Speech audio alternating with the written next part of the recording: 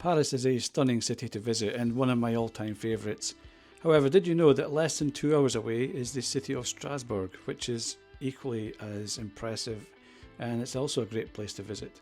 So join me as I take the TGV travelling in first class from Paris to Strasbourg.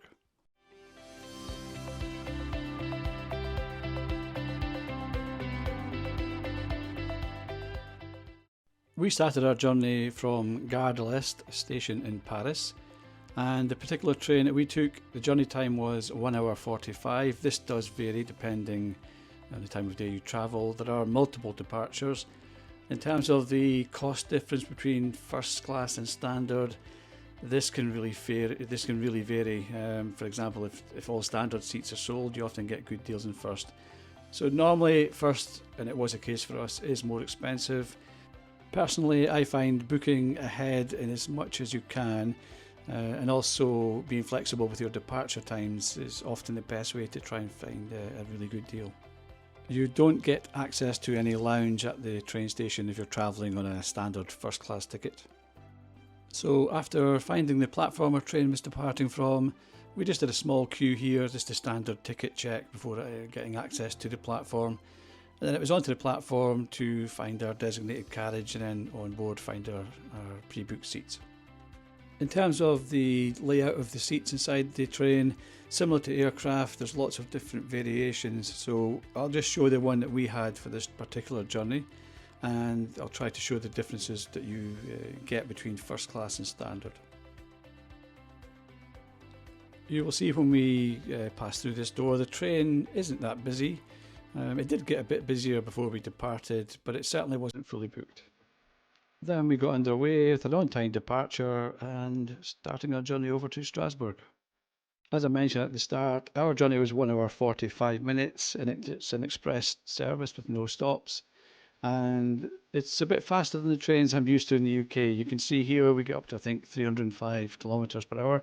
So you certainly cover the kilometres quite quickly.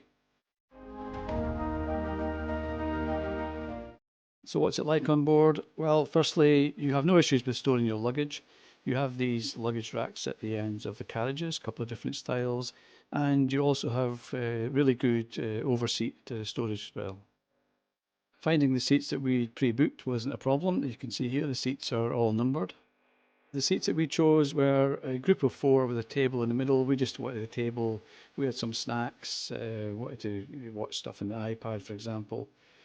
So that's what we chose. One thing we did notice is there are lots of different seating options. So we chose the table.